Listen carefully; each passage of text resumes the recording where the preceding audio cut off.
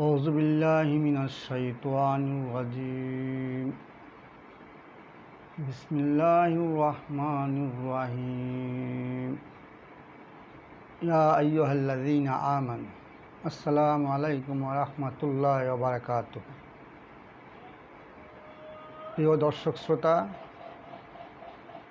যে যেখানে আছেন আশা করি আল্লাহর মেহেরবানি সকলেই ভালো আছেন।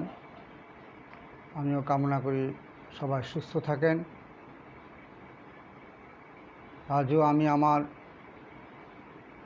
সোশ্যাল মিডিয়া ইসলামিক মাল্টিমিডিয়া টিভির পক্ষ থেকে সবাইকে জানাচ্ছি আন্তরিক শুভেচ্ছা ও মোবারকবাদ।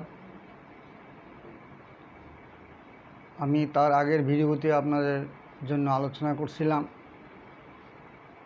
রাসূল করিম সাল্লাল্লাহু আলাইহি ওয়াসাল্লামের সিরাত এবং সুরত নিয়ে। আজকেও আমি আরেকটু বিস্তৃত আলোচনা করতে চাই এই বিষয়ে। আমরা আগেই বলেছি যে সিরাত মানে রাসূল করিম সাল্লাল্লাহু আলাইহি ওয়াসাল্লামের রিসালাত। আর এই রিসালাত কি?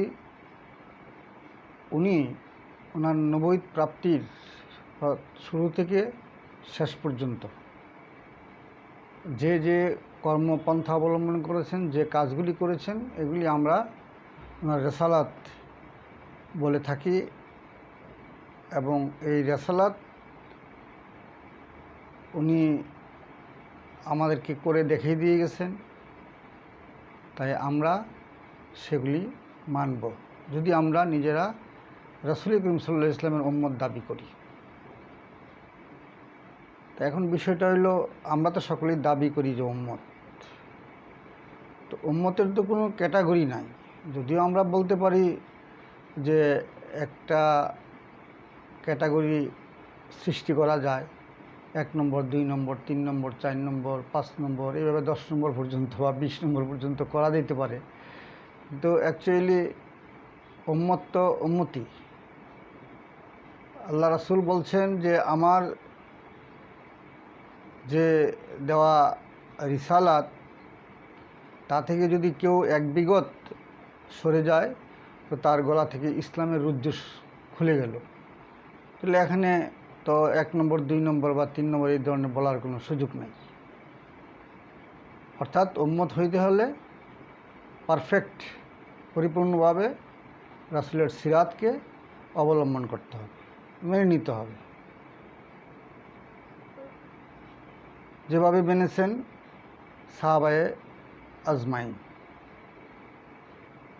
ঠিক সেইভাবেই আমাদেরকেও মেনে নিতে হবে। তাই এই জন্য এখানে কিন্তু কোনো ক্যাটাগরি করা যায় না। আমরা চেষ্টা করব যাতে পরিপূর্ণভাবে রাসূলের রিসালাতকে, সিরাতকে আমরা আঁকড়ে ধরতে পারি। আর এই জন্যই রাসূল সাল্লাল্লাহু আলাইহি ওয়াসাল্লামকে দুনিয়াতে প্রেরণ করা হয়েছে। রাসূলকে শিক্ষা দিয়েছেন এই সিরাত আল্লাহ রাব্বুল আলামিন। রাসূলের শিক্ষক ছিলেন মহান সৃষ্টিকর্তা আল্লাহ রাব্বুল আলামিন। আর রাসূলকে শিক্ষক বানিয়েছেন দুনিয়াবাসীর জন্য। দুনিয়ায় যারাই রাসূলের শিক্ষা অবলম্বন করে, শিক্ষা পরিপূর্ণভাবে শিখে রাসূলের তরিকা মোতাবেক সিরাত বাস্তবায়ন করবে, তারাই রাসূলের উম্মত। তো অতএব এখানে ক্যাটাগরির কোনো প্রয়োজন নেই। পথ একটাই, একটা হিজবুল্লাহ, একটা হিজবুশ শয়তান, অর্থাৎ আল্লাহর দল, শয়তানের দল। আল্লাহ সূরা তাকাবুনের 2 নম্বর আয়াতে বলছেন যে আমি মানুষকে সৃষ্টি করেছি, এ মানুষ 2 ভাগে বিভক্ত। এক দল হলো মোমেন, অন্য দল হলো কাফের। এখানে কিন্তু তৃতীয় কোনো অপশান নেই। তাহলে কোরআনের বর্ণিত ঘোষণায় এখানে নাম্বারের আর কোনো সুযোগ নাই। 2টা বিভক্তি, একটা হলো মোমেন, আর যদি মোমেন না হয় অবশ্যই সে কাফের। এখানে আর সুযোগ কোথায় ক্যাটাগরি? এজন্য আমি বলবো আমার দর্শক শ্রোতাবৃন্দকে, আপনারা আমাকে অবহেলা না করে, শিক্ষকতার যোগ্যতার প্রশ্ন না তুলে কথাগুলি শুনুন। কথাগুলি মূল্যবান কিনা, কথাগুলি জরুরি কিনা, প্রয়োজন কিনা, সেই বিষয়গুলি জাস্টিফাই করেন, সেই বিষয়গুলি আপনারা চিন্তা করেন যে আল্লাহ রাসূলের সিরাত আমরা পরিপূর্ণভাবে মানে গ্রহণ করতে পারছি কিনা। রাসূলের সিরাতকে মেনে নেওয়ার নামই ইসলাম, মেনে নেওয়ার নামই দিন। এর বাইরে কোনো দিনও নাই, কোনো ইসলামও নাই। কারণ আল্লাহ বলছেন ইন্নাদ দীনা ইনদাল্লাহিল ইসলাম, আল্লাহর কাছে গ্রহণযোগ্য একমাত্র দিন হলো ইসলাম। দিন মানে কি আমি আগেও বলেছি, আমি আগেও অন্যান্য ভিডিওতে আমি পরিষ্কার করেছি, দিন হলো জীবন ব্যবস্থা। এখানে দিন মানে ধর্ম, কিছু উপাসনা, নামাজ, রোজা, হজ, যাকাত, তাসবিহ, তাহলিল, এই ডেফিনিশন দিয়ে দিনকে পরিপূর্ণতা করা যাবে না। দিন মানেই জীবন ব্যবস্থা। একটা মানুষের জীবন জন্ম থেকে মৃত্যু পর্যন্ত যত কাজ করবে, সেই কাজ আল্লাহর শিখানো, রাসূল করিম সাল্লাল্লাহু আলাইহি ওয়াসাল্লামের দেখানো পথে যদি সে চলতে পারে পুরোটা জীবন, সে পরিপূর্ণভাবে রাসূলের সিরাতকে মান্য করল, তখনই সে মুমিন হবে। আর যদি এখানে ঘাটতি থেকে যায়, তাহলে সেই কথাটা আমি আর কী বলবো, আমি আর বললাম না। কারণ আল্লাহ নিজেই ডিসাইড করে দিয়েছেন যে মানুষকে আমি সৃষ্টি করেছি তার দুই ভাগে বিভক্ত, এক দল হলো মুমিন, অন্য দল হলো কাফের। এখন আপনারা নিজেরাই পর্যালোচনা করুন। আপনাকে ব্যারিস্টার হইতে হবে, আপনাকে বড় বড় মাদ্রাসা থেকে বড় ডিগ্রি নিতে হবে, হ্যাঁ, দেওবন্দ, আটহাজারি, তারপরে আপনার আল আজহার, মদিনা, মক্কা বিশ্ববিদ্যালয় থেকে ডিগ্রি নিতে হবে, এমন কোনো শর্ত, এমন কোনো প্রয়োজন আমি মনে করি না। কারণ কমন সেন্স, যেটা সাধারণ জ্ঞান, এটা আল্লাহ প্রত্যেকটা মানুষকে দিয়েছেন। আর দিনকে সহজ করে দিয়েছেন। যারা একটু কমন সেন্স খাটিয়ে চিন্তা করে, তাদের জন্য দিন একেবারেই সহজ। No need higher education. তুমি কী করবেন এডুকেশন নিয়ে? দিনই না বুঝলেন, বড় বড় ডিগ্রি, বড় বড় সার্টিফিকেট দিয়া কি এই শরবত বানিয়ে খাবেন, না এই সার্টিফিকেট দিয়া জান্নাতে চলে যেতে পারবেন? নো, এই কথা কোথাও লেখা নেই, আল্লাহর রাসূলও বলে নাই, আর কোরআনে তো নাই। তো কাজী বিবেককে খাটান। যে আল্লাহ যে বিবেক দিয়েছে, সে বিবেককে খাটানোর জন্য আল্লাহ বারবার স্মরণ করিয়ে দিচ্ছেন। তো এই বিবেককে খাটিয়ে আমরা দেখব যে রাসূল করিম সাল্লাল্লাহু আলাইহি ওয়াসাল্লামের জীবনটা কীভাবে চলছে। ওনার রিসালাত প্রাপ্তির পর থেকে, অর্থাৎ নবুয়ত প্রাপ্তির পর থেকে শুরু করে মৃত্যু পর্যন্ত ওনার জীবনীটা আমরা একটু অ্যানালাইসিস করি, একটু লক্ষ্য করি। বাস, এটাই সিরাত, বেশি কিছু না। একেবারে অনেক বড় কিছু না যে 10-20 মণ বোঝা মাথায় নিয়ে হাঁটতে হবে, এরকম কিছু না। একেবারে 1 কিলোগ্রাম, এটা সবাই নিতে পারবে। গরিব, ধনী, শিক্ষিত, অশিক্ষিত সকলেই এই বোঝাটা নিতে পারবে। এই জন্য আল্লাহ বলছেন কি সিরাতুল মুস্তাকিম, একেবারে সঠিক সরল, এটাতে কোনো গাফলা নাই। কারণ যারা বড় বড় বিদ্বান হয়েছে তারা গাফলা সৃষ্টি করে, তারা ফেরকা সৃষ্টি করে, মাযহাব সৃষ্টি করে, তারা এটার মধ্যে দ্বন্দ্ব সৃষ্টি করে, দল বিদল সৃষ্টি করে। এটা আল্লাহ খুব পরিষ্কারভাবে সূরা আলী ইমরানের 105 নম্বর আয়াতে বলে দিয়েছেন যে তোমরা তাদের মতো হইও না যারা নিজেদের দিনকে শতদা বিভক্ত করে দলাদলিতে লিপ্ত হয়ে একেবারে ক্ষতিগ্রস্ত হয়ে গেছে। তোমরা তাদের মতো হইও না, সতর্ক করে দিয়েছেন। এই জন্য বেশি পণ্ডিত হওয়া ভালো না। বেশি পণ্ডিত হয়ে গেলে তো আমার পণ্ডিত্য জাহির করার জন্য আমি আবার অন্য একটা পন্থা অবলম্বন করব, অন্য একটা পথ মানুষকে দেখাবো। কারণ যেই সঠিক পথটা আছে এই পথটা সকলেই জানে, সকলেই বুঝে। তো এখন আমি যদি এত বড় ডিগ্রি নিয়ে আইসা, হ্যাঁ, মক্কা মদিনা ভার্সিটির থেকে পাশ করে আইসা, আল আজহার বিশ্ববিদ্যালয় থেকে ডক্টরেট ডিগ্রি করে আইসা যদি আমি একটা ভিন্ন রাস্তা দেখাইতে না পারি, তাহলে আমি এত বড় ডক্টর, তার প্রমাণ কি? এই ডক্টরেট প্রমাণ করতে যাইয়া রাস্তা একটা দেখায়, সেটা তরিকাতুশ শয়তান, সেটা শয়তানের রাস্তা দেখায়। আসলে এটা আল্লাহর দেখানো রাস্তা না, রাসূলের মেনে নেওয়া রাস্তা না। তো কাজী আমি বারবার এই কথাটি বলতে আসছি যে আপনারা দিনকে কঠিন করবেন না। আল্লাহ রাসূল সতর্ক করে দিয়েছেন যে দিন অতি সহজ, খবরদার তোমরা এটাকে কঠিন করো না। কিন্তু আমাদের তো অহংকারের শেষ নাই, বড়ত্বের শেষ নাই। এখন আমরা যত কঠিন করতে পারি, সাধারণ মানুষ যদি না বুঝে তাইলে তো মনে করবো বাপরে বাপ বড় পণ্ডিত। হ্যাঁ, হজরতে আলা, শাইখুল হাদিস, আল্লামা ইত্যাদি ইত্যাদি বড় বড় ডিগ্রি ওই কী জানি বলে এটা লফস ব্যবহার করে তারা। তো এগুলি ব্যবহার করে তারা নিজেদেরকে পণ্ডিত মনে করে, আর সাধারণ অজ্ঞ আমরা যারা ইসলাম সম্পর্কে কিছুই জানি না, আমরা কই মাশাআল্লাহ, আরে বাপরে বাপ, উনি তো জান্নাতে চলেই গেছে। এখন যদি ওনার জামাটার কোনাটায় আমরা ধরতে পারি, এই জুব্বার কোনায় ধরতে পারলেই তো আমরাও জান্নাতে যেতে পারবো। একেবারেই ভুল। আমি প্রমাণ করে দিতে পারবো এই পন্থা একেবারেই ভুল। জুব্বায় ধরলে জান্নাতে যাওয়া যাবে না। জুব্বায় দইরা জান্নাতে কীভাবে যাবেন? এই জুব্বা তো যারা জাহান্নামে যাবে তারাও জুব্বা পরবে। জুব্বা পড়তেছে দুনিয়ায়। আবু জাহেল জুব্বা পড়ছে না, সে তো জাহান্নামে চলে গেছে। তো আবু জাহেলের জুব্বায় যারা ধরছে তারা চলে গেছে কোথায়? জাহান্নামে। এতে ওই সমস্ত কথাবার্তা বলে লাভ নাই। আল্লাহ পরিষ্কার বলে দিয়েছেন কোরআনে। কি বলছেন? সূরা আলে ইমরানের ৩১ নম্বর আয়াত দেখেন কি বলছেন? কুল ইন কুনতুম তুহিব্বুনাল্লাহ ফাত্তাবিউনি ইউহিব্বুকুমুল্লাহ ওয়া ইয়াগফির লাকুম যুনুবাকুম আল্লাহু গফুরুর রহিম। আল্লাহ বলছেন, হে নবী, মানুষজনকে জিজ্ঞাসা করো তারা কি আল্লাহকে ভালোবাসতে চায়? এই আদম সন্তানদেরকে জিজ্ঞাসা করো তারা কি আল্লাহকে ভালোবাসতে চায়? যদি ভালোবাসতে চায় তারা যেন তোমার অনুসরণ করে। ক্লিয়ার? অনুসরণ কি এটা বুঝতে তো কোনো ডিগ্রির দরকার নাই। একটা লোক যাচ্ছে ঢাকা থেকে বরিশাল, তো আপনি একজনকে বললেন যে ভাই আমি তো বরিশাল যেতে চাই। তো আপনাকে বলো ওই যে লোকটা যাচ্ছে, ওই যে পাঞ্জাবি পরা, মাথায় টুপি, হ্যাঁ হ্যাঁ এই লোকটার অনুসরণ করো।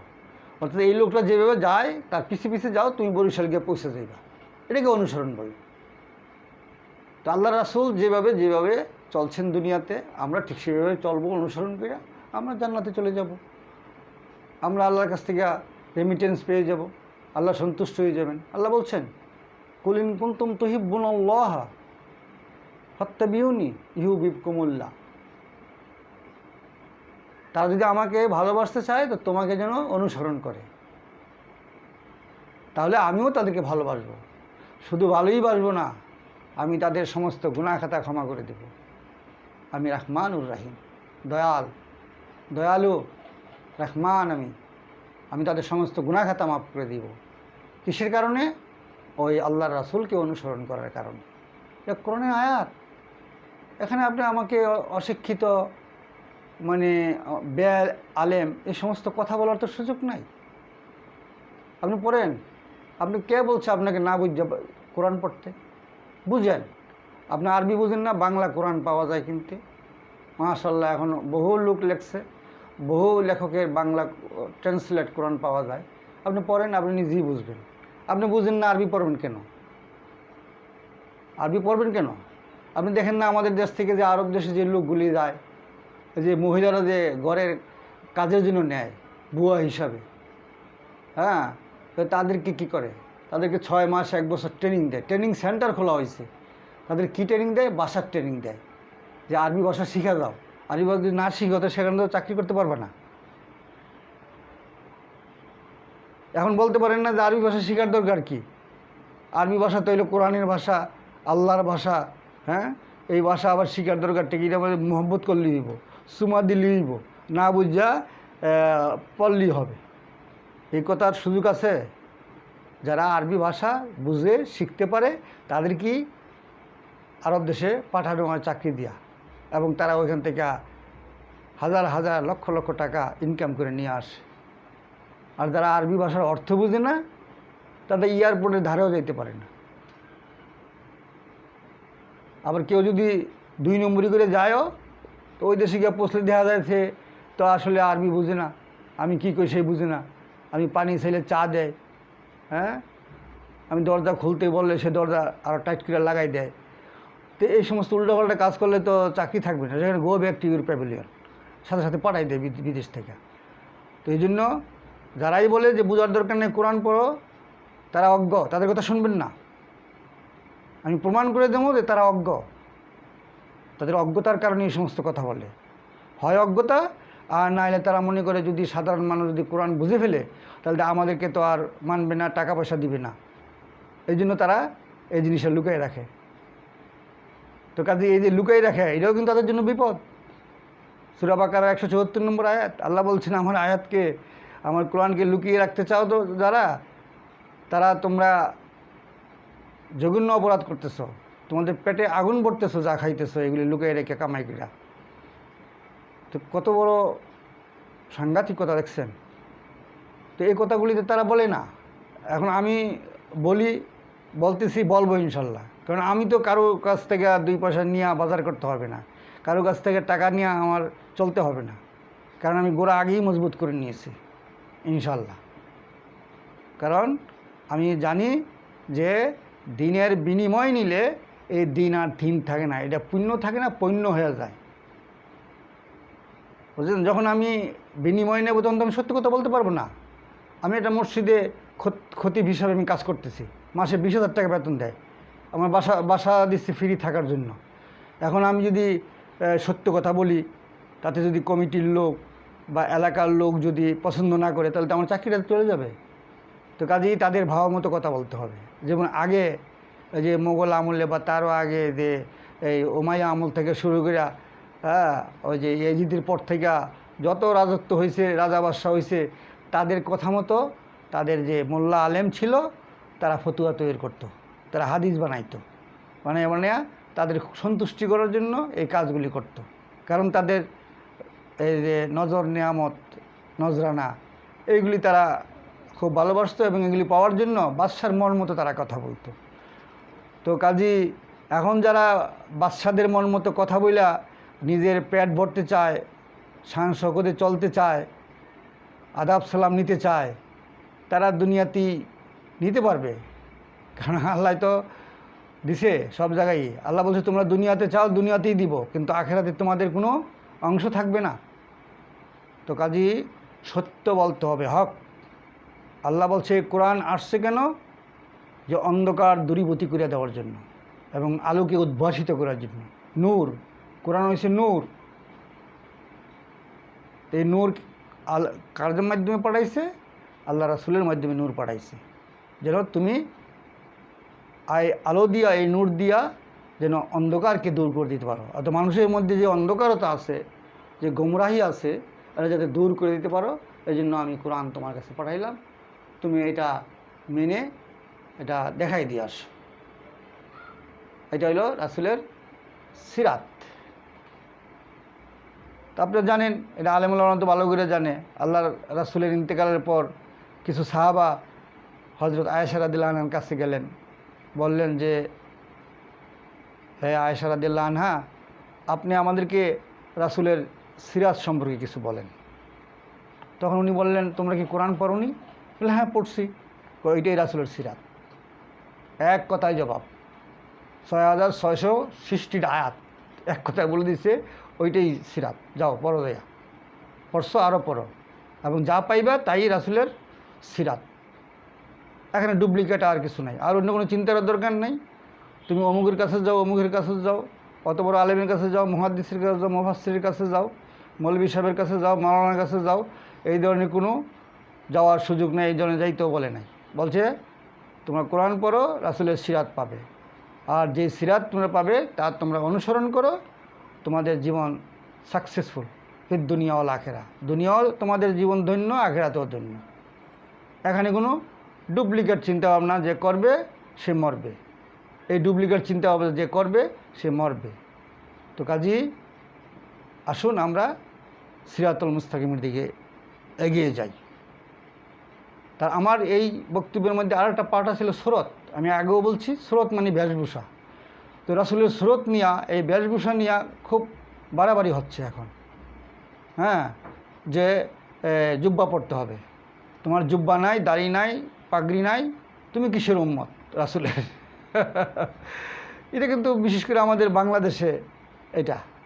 পাকিস্তানে আবার তেমনটা নাই। পাকিস্তানেও তো আমাদের একটা অংশ ছিল, আর এখন তো আলাদা হয়েছে। তো পাকিস্তানেও কিন্তু আমাদের থেকে লোক সংখ্যা বেশি। তো সেই দেশের মাদ্রাসাগুলিতে কিন্তু এরকম জুব্বাওয়ালা লোক কম, বেশিরভাগই সালোয়ার কামিজ, তাদের জাতীয় ড্রেস যেটা সেটাই পরে। আপনার মাদ্রাসায় গেলে দেখবেন লক্ষ লক্ষ ছেলেরা পড়তেছে, লোকজন পড়াইতেছে, বা বয়স্ক লোকেরাও পড়তেছে, তাদের পরনে কি সালোয়ার কামিজ, এটা তাদের জাতীয় ড্রেস। তারা এটাকে সম্মান করে, এবং এটাকেই তারা ধরে নিচ্ছে যে আমাদের পোশাক, এবং এখানে ইসলামের সাথে কোনো পোশাকের সম্পর্ক নাই। কিন্তু আমাদের দেশে হ্যাঁ বেশি বেশি তো আহাম্মকের দল, বুঝলেন না? বাঙালকে হাইকোর্ট দেখানোর মতো অবস্থা আমাদের দেশে। হ্যাঁ, কোরআন পড়ে না, কোরআন সম্পর্কে জানে না, ইসলাম সম্পর্কে জানার চেষ্টা করে না। কি করে? দুনিয়া কামায় ব্যস্ত। আল্লাহ বলছেন আলহাকুমুত তাকাসুর হাত্তা যুরতুমুল মাকাবির। কয় এই যে তাদের এমন একটা চরিত্র, তারা খালি দুনিয়া দুনিয়া করে। খালি দুনিয়া দুনিয়া করে না, একেবারে কবরে যাওয়া পর্যন্ত এরকমই করবে। কারণ তাদের অভ্যাস এটা অভ্যাস না, বদ অভ্যাস। দুনিয়া কি হবে? কত মানুষ চলে যাচ্ছে না, 4টা 5টা গার্মেন্টসের মালিক চলে যাচ্ছে, 2 4 10টা বাড়ির মালিক ঢাকা শহরে লক্ষ লক্ষ টাকার ইনকাম করে মাসে, সেও চলে যাচ্ছে। নিয়ে যাচ্ছে না, কিন্তু যারা এগুলি করে তারা দিনকে বাদ দিয়া দুনিয়াকে আঁকড়িয়ে ধরে রাখছে, যার জন্য তারা খাসারাফির দুনিয়া ও আখিরা। তারা কিন্তু দুনিয়াতে শান্তি করে যায় নাই। ওই শান্তি কখন করবে? সারাদিন এই কামাই রোজগির পিছু থাকছে, এই মিটিং, এই মিছিল, এইটা সেইটা, ওনতে টাকা আনো, ওনতে টাকা আনো, 2 নম্বর করে টাকা কামাও, এইভাবে কইরা তারা দেখা গেছে কি রাত্রে 11টা 12টা 1টা বাসায় আসছে, ঘুম হয় না, নানান চিন্তা আরও কীভাবে কামাইতে হবে। তখন ডাক্তারের থেকে ঘুমের ট্যাবলেট খায়া রাত্রে ঘুমায়। অনেকে যারা বদ অভ্যাস আছে তারা আবার বিদেশি হুইস্কি নিয়ে আসে, 2 বোতল হুইস্কি খায়, ঘুম হয়ে যায়, সকাল পর্যন্ত ঘুমায়, আবার কাজে যায়। হ্যাঁ, এই অবস্থা মানুষের। তো এই পথ আল্লাহ রাসূলের ছিল, এই সিরাত রাসূলের ছিল না। তো রাসূলের সিরাত মানলে দুনিয়া শান্তি, আখিরাতেও শান্তি। তো এখন আমরা যে স্রোত নিয়ে এত বাড়াবাড়ি করি, এই স্রোতের কোনো মূল্য নাই। দাড়ি, আমি আগেই বলছি যে দাড়ি অব্লিগেটারি, এটা রাসূলের সুন্নত না। আল্লাহ দিয়েছেন পুরুষ মানুষকে, সব পুরুষের এটা রাখা উচিত, কারণ এটা তার এগুলো একটা ট্রেডমার্ক। পুরুষের দাড়ি আছে, মহিলার নাই। আপনি দূর থেকে দেখলে দেখবেন 2টা লোক আসতেছে, একটার মুখে দাড়ি নেই, একটার মুখে দাড়ি আছে। যে ধর্মের লোক হয়ে আপনি বুঝে নেবেন যে দাড়ি আছে সেটা পুরুষ। অথচ প্যান্ট শার্ট পরা, আজকাল তো মহিলা পুরুষ একই পোশাক পরে, কিন্তু দূর থেকে আপনি চিনি ফেলাইবেন যে রাইট সাইড যে আসতেছে সে পুরুষ, লেফট সাইডে যে আসতেছে সে মহিলা, কারণ তার দাড়ি নাই, তার দাড়ি আছে। এটা আল্লাহ কর্তৃক একটা নিদর্শন, সেটা ইসলামের সাথে কোনো সম্পর্ক নাই। আল্লাহ রাসূল দাড়ি রাখো এই কথা বলে নাই, বলছে তোমরা দাড়ি সেটে মোজ ছোটো করে, দাড়ি আরও সুন্দর করে গোছগাছ করে রাখো, যাতে একটা পাগলের মতো দেখা না যায়। আমার দেশে দেখেন না, অনেক মাজারে আছে অনেক ধরনের পাগল, দাড়ি মোজ জীবনও কাটে নেই, একবারে মোষ উঠতে উঠতে মুখ ডেকে গেছে, দাড়ি লম্বা হইতে হইতে একেবারে পেঁচাই গেছে। এই ধরনের উদ্ভটভাবে চলাটা রাসূল পছন্দ করেননি। বলছে তোমরা দাড়িকে কাইটা মোষকে ছাইটা ঘুষগাছ করে সুন্দর করে থাকবা। রাসূলের সাথে সবসময় চিরুনি থাকতো। হ্যাঁ, এখনকার মধ্যে এখন রাস্তাঘাটে হকাররা যে চিরুনি বেছে এত সহজ ছিল না, তখন চিরুনি পাওয়া কঠিন ছিল। তখনও রাসূল চিরুনিটার সাথে রাখতেন, মাথাটা আশ্রাইতেন, দাড়িগুলি সুন্দর করে রাখতেন। এটা সৌন্দর্য একটা, এইটার সাথে ইসলামের কোনো সম্পর্ক নাই। এই সমস্ত কথাবার্তা কইয়া তারা কি করে, তারা একটা জুব্বা পড়ছে, দাড়ি রাখছে, পাগড়ি একটা মাথায় দিছে, হাজার হাজার মূর্খ লোক যারা আছে তারা তাদেরকে সম্মান করে।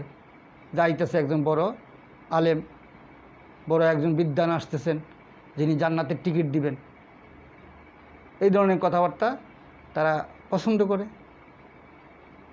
আর নাহলে তুমি বাঙালি হইয়া তুমি কেন জুব্বা পরবা? এটা তো আরবের লোকের দেশের পোশাক। আবু জাহেলে পড়তো, আবু লাহাবে পড়তো, আবু তালেব পড়তো, তারা কাফির ছিল। আবুল আহাবের বাপও পড়তো, তার বাপ পড়তো। আপনার খোঁজ নিয়ে জিজ্ঞাসা করে দেখে আসেন যে এই পোশাক কারা কখন থেকে আবিষ্কার হয়েছে। আরব দেশে শুরু থেকে এই পোশাক পরে যারা আরব দেশে জিনা করতেছে, ইয়াবা খাইতেছে, মদ খাইতেছে, বড় বড় হোটেলে গিয়া দেখবেন যে মানে মক্কার ভিতরেই, মক্কার গড়ের ভিতরেই হারাম সারামের আশেপাশে হাজার হাজার বিল্ডিং হয়েছে এখন, 10 তলা 20 তলা 50 তলা 5 স্টার 7 স্টার হোটেল হয়েছে। এগুলিতে কী হয় আপনি জানেন? গিয়া দেখেন আরবের লোকেরা ওখানে যাইয়া মহিলাদেরকে নিয়ে যায়, ওখানে গোপনে মদ বেচা কিনা করে, খায় জুব্বা পইরা পইরা। আর আমি তো ব্যাংককে দেখছি অনেক এরকম আরবের লোক বড় বড় জুব্বা পইরা ওরা ব্যাংককে আসে। ব্যাংককে কেন আসে? সেখানে কি উমরা করতে আসে, ইজতেমায় আসে, সওয়াব কামাইতে আসে? এখানে আসে বদমাইশি করতে। ব্যাংকক হইল সারা বিশ্বের একটা প্রস্টিটিউশন, একটা বদমাইশির জায়গা হইলো ব্যাংকক। আমি যে জাপান গেছি না, ব্যাংকক হয়ে গেছি, কয়েকবারই গেছি। তো এগুলি তো চোখে দেখে আসছি। তো কাজী এই জুব্বার কোনো মর্যাদা নাই। এই জুব্বাকে মর্যাদা যে দিবে সে আসলে বুঝে নাই জুব্বা কী। জুব্বা একটা আরবের পোশাক, আরবের লোকেরা সবাই পরে। আমি এক আরবের লোক দেখলাম যে সে মানে আমি ব্যাংকক এয়ারপোর্টে অপেক্ষা করতেছি জাপানের প্লেনের জন্য, আর একটা দেখলাম বিরাট দেহে, মনে হয় সৌদি আরবের হবে, একেবারে লম্বা দেহ বিশিষ্ট এক লোক, বিশাল জুব্বা পরা, মাথায় একটা পাগড়ি, তার পাশে একটা মানে 16-17 বছরের একটা সুন্দরী মহিলা, মেয়ে, হ্যাঁ, তার সাথে কথা বলতেছে, তারা একটু একটু পরপর তার গালে হাত দেয়। হ্যাঁ, তার মানে কি সে আসছে এখানে বদমাইশি করতে ব্যাংককে। এতে টাকা আছে, তেলের টাকা, পেট্রোডলারের টাকা, এই টাকা উড়াইব কোথায়? এই ব্যাংকক চলে আসে, আইসা 7 স্টার 5 স্টার হোটেলে তারা থাকে, 1 সপ্তাহ থাকে। 1 সপ্তাহে যদি 7 দিনে যদি 7 লক্ষ টাকাও খরচ হয়, তাহলে তো কিছু আসে যায় না। এটা কোটি কোটি টাকার মালিক। তো কাজে এই সমস্ত ললনাদেরকে তারা এখন সেখানে পায়, বিভিন্ন দেশের ললনা সেখানে যায়, তাদেরকে পায়, কন্ট্যাক্ট করে 7 দিন সাথে রাখে। আসার সময় এয়ারপোর্ট পর্যন্ত এই ললনারা তাদেরকে পৌঁছে দিয়ে আসে। তো দেখলাম যে আমার প্লেনে মানে টাইমও হওয়ার আগে, ছাড়ার সময় হওয়ার আগেই ওই ভদ্রলোকের ডাক পড়ে গেছে যে তোমার সৌদিতে যারা যাচ্ছেন, রিয়াদ এয়ারপোর্টে যারা যাবেন বা জেদ্দাতে যারা যাবেন তারা চলে আসুন। তখন দেখলাম যে এই বিশাল দেহি এই আরবের লোকটা এই সুন্দরী মেয়েটাকে জড়াই ধরে একটা চুমু দিয়া টাটা দিয়ে চলে গেল। তা আপনি বলেন এই জুব্বাওয়ালা একটা কী কাজটা করলো? তা আপনি বলেন যে জুব্বাটা কেন আপনি বললেন যে এটা সুন্নতি পোশাক, এটা তো পরলে একটা জান্নাতে যাওয়া যাবে? এই কথা আমার কাছে তো বলবেন না, যারা কাছে বিক্রি করতে পারেন তাদের কাছে গিয়ে বলেন, কোনো সমস্যা নেই। পোশাক দেখে কোনো ইয়া আছে নাকি, কোনো ভ্যালু আছে? এই যে আমাদের দেশে এই যে একটা পোশাক আছে যে বঙ্গবন্ধু যেটা পরতেন, একটা কোট, মুজিব কোট, আমরাও ছোটোবেলা থেকে দেখতেছি যে যারা নাকি আওয়ামী লীগ বা মুজিবের ভক্ত তারা মুজিব কোট পরে। এখন একটা লোক যদি আপনি দেখেন, তখন তো যে কোনো লোক যদি মুজিব কোট পরে দেখতেন, সে 100% মুজিব সাহেবের ভক্ত, বঙ্গবন্ধুর ভক্ত, যে এতে কোনো সন্দেহ নাই। তো এখনও যারা, এখন তো অনেক ডিবেট হয়ে গেছে, জাতীয় পার্টি হয়েছে, বিএনপি হয়েছে, বিভিন্ন পার্টিতে ভাগ হয়ে গেছে। আগে তো স্বাধীনতার সময় মানে 95% সবই আওয়ামী লীগের ছিল, বঙ্গবন্ধুর ভক্ত ছিল, তারা সবাই কোট পরতো। এখন পরবর্তী পর্যায়ে এই 50 বছরের মধ্যে অনেক জল গোলা হয়েছে, বুড়িগঙ্গা দিয়ে অনেক পানি গড়াইয়া গেছে, এখন আর এক দলের মধ্যে নয়, বিভিন্ন দলে বিভক্ত হয়ে গেছে। এখন যারাই মুজিব কোট পরে তারা হইল গিয়া আওয়ামী লীগের। এরপরেও দেখা গেছে কি যে সবাই পড়ে না। এখন দেখেন এই যে বর্তমানে আওয়ামী লীগ সরকার ক্ষমতায়, মাননীয় প্রধানমন্ত্রী শেখ হাসিনা, তো শেখ হাসিনার যারা মন্ত্রিসভায় বহু লোকে তো মুজিব কোট নাই, কেউ প্যান্ট পরে, কেউ শার্ট পরে, কেউ পাঞ্জাবি পায়জামা পরে, তারাও তো মন্ত্রী হয়েছে। তাদেরকে মন্ত্রিত্ব বানিয়েছে কেন? তারা মুজিবের আদর্শ অনুসরণ করে। দেখেন না প্রধানমন্ত্রী বলেন যে বঙ্গবন্ধুর আদর্শ অনুসরণ করে বাংলাকে সোনার বাংলা হিসেবে গড়ে তুলব আমরা, আসেন আপনারা। তখন তারা আগাইয়া যায়। তাদের পরনে কী আছে পোশাক, এটা কিন্তু বঙ্গবন্ধু কন্যা দেখেন না। তাদের ইন্টারভিউ নিয়ে দেখেন, তাদের গোয়েন্দা লাগাইয়া তাদেরকে খবর নিয়ে দেখেন, কেরামন কাতিবিন তাদের পিছনে লাগাই দেন, তারা দেখেন যে আসলেও বঙ্গবন্ধুর আদর্শের অনুসারী কিনা। তো তো বঙ্গবন্ধুর আদর্শের অনুসারী হইলে তাকে ক্যাবিনেটে মন্ত্রী বানাই দেয়। বঙ্গবন্ধুর আদর্শ তারা বাস্তবায়ন করার চেষ্টা করতেছে। আবার বহু লোক আছে যে বঙ্গবন্ধুর আদর্শ তেমন অনুসরণ করে না, কিন্তু মুজিব কোর্ট একটা লাগাইয়া প্রধানমন্ত্রী আশেপাশে ঘোরাঘুরি করে। তো প্রধানমন্ত্রীও বুঝে, কেরামন কাতিবুন আছে না, খবর লাগায় যে দেখতো এই মুজিব কোর্ট পয়লা দিয়ে আমার আশেপাশে ঘুরে, কয় এটা তো শায়েদ, এটা আসলে বাটপার। ওই দেখ না শায়েদ নামে এক বাটপার ধরা পড়ছে মুজিব কোর্টওয়ালা, ওই রিজেন্ট হাসপাতালে করোনার নকল সার্টিফিকেট দিয়া কোটি কোটি টাকা কামাই করছে। পরে র্যাব দইরা এখন ওই লাল দালানে আছে, বুঝছেন। এই সমস্ত মুজিব কোর্টের কোনো দাম নাই। তো আল্লাহ কেরামন কাতিবিন আমাদেরকে বসায় রাখছেন, গোয়েন্দা লাগায় রাখছেন আমাদের পিছনে দুইজন কইরা। কেরামন কাতিবিন অর্থাৎ সম্মানিত দুইজন ফেরেশতা, দুই কাঁধে বসে রয়েছে।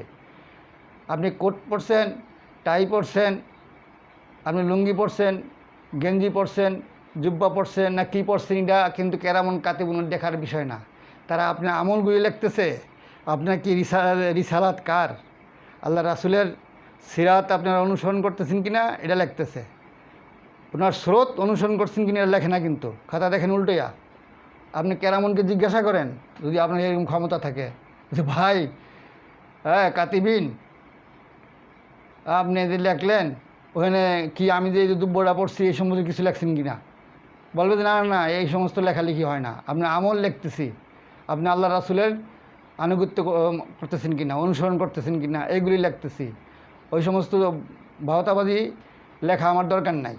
আপনি কি পোশাক পরছেন,